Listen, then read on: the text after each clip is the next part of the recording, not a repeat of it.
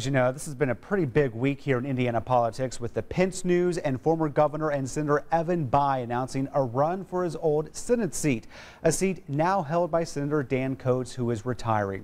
He joins us here at noon to talk about the huge scramble going on in Indiana politics. This is a really exciting time right now, but it starts with your retirement too. What made you decide to do so? Well, I hope my retirement's not what triggered this whole thing, although it may have triggered some things, Evan Bayh's decision or whatever, but we haven't seen this kind of political excitement in Indiana in a long, long time. Usually people think it's all over, everything's decided before it gets to Indiana, but Donald Trump went over the line and got the delegates here for his win in Indiana, became the nominee, and now our governor is going to be his running mate. I couldn't be more thrilled. I think it's a great addition and a great decision by Donald Trump. It provides a real balance and a real outreach, I think, to a whole range of groups. You know, Donald Trump reaches out to people that Republicans normally don't recruit.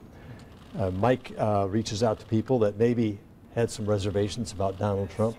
This is the perfect blend, I think, and it is a blend between two personalities and two people.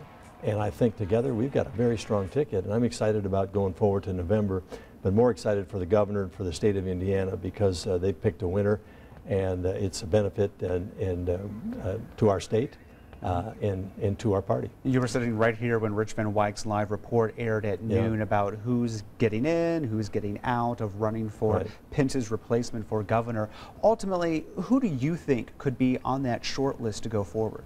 Well, I think we already have a short list. There's 3 people that have put their names in the hat, and it's going to be decided by 22 members of the Central Committee that represent the 9 districts in Indiana, plus their officers. And so it doesn't take much math to realize that just the kind of relationships and support you have from those 22 is going to determine this. All 3 are qualified. They bring things together. Eric Holcomb was my state chief of staff and spent all that time with Mitch for 10 years. So he brings a great deal of state experience to the nomination process here. And Susan Brooks has been an outstanding representative here, representing her 6th district here in Indiana, as has Todd Rokita in his district. So they only need to pick up the phone and talk to 22 people. It's not like an open primary. And when it goes to your seat as well, with Senator Evan Bayh replacing you, you know, that's going to bring up a lot of history between the two of you and for him as well. What all went into that decision?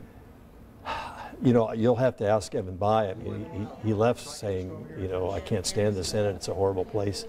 I can guarantee it's worse than when he left, so I'm not sure what it was that drew him back. I guess he can answer that. But I do think the issue here will be, going forward, do we want more of the same that we've had over under Obama? Evan was there in 2009 and 10, passage of Obamacare, Dodd-Frank, et cetera, supporting Hillary all the way through. Do we want more of what we've had, or do we want to take the country in a different direction?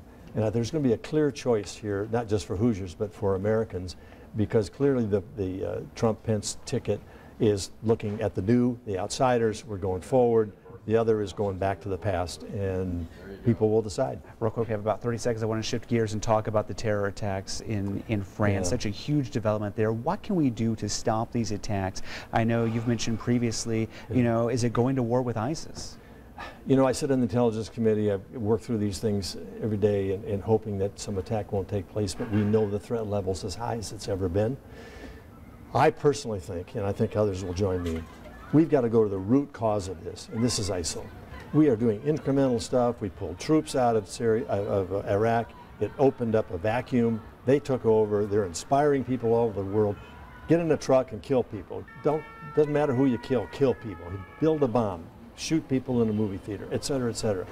If we need to go and put the dagger in the heart of ISIL. If that means declaring war, if that means getting the world's civilized nation together, let's go do it. Otherwise, we're going to be having breaking news every 3, 4, 5, 6 days, more horrendous stuff going on. We got to address it, and address it now. Senator Dan Coats, thanks so much for joining us. We appreciate it here. Much more from an interview here on WTHR.com.